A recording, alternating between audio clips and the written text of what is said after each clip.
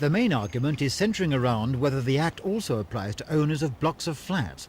Ever since 1979, Peak Top Properties have been wanting to build 12 more flats on top of Gilling and Homefield Courts in North London, but all their applications were turned down. But it was in May last year that the High Court ruled that they could claim compensation under the Act from Camden Council if their applications continue to be turned down.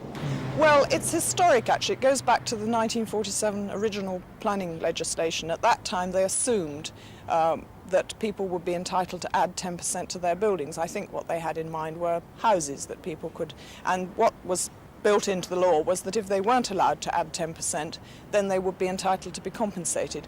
Well, of course, at that time, or since then, people had not thought that it applied to these big buildings. Basically, the council are faced with an impossible decision in that they either grant planning permission on an outstanding application for 6 flats on each block, or they immediately have to pay £100,000, which would be compensation for a previous refusal.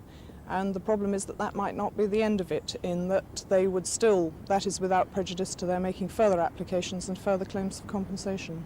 Since the High Court judgment, there's been a steep rise in the number of applications by property developers all over London, which could mean councils having to pay out up to £60 million in compensation on over 1,000 eligible blocks of flats if they turn down the plans to extend.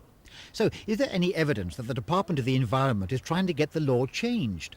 Yes, there has now been an answer in the House of Commons that they are going to do something, but we haven't seen the detail, and of course unless it comes quickly, it will come too late for many of them. But, say Peak Top Properties, at the moment the law does allow them to extend these 2 blocks of flats by 10%, and the only reason why there's such a battle with Camden is because of the council's refusal to grant planning permission. Yet, as tenants and some council officials fear, whatever happens at tonight's meeting, Peak Top will win. It either extends or it gets the money.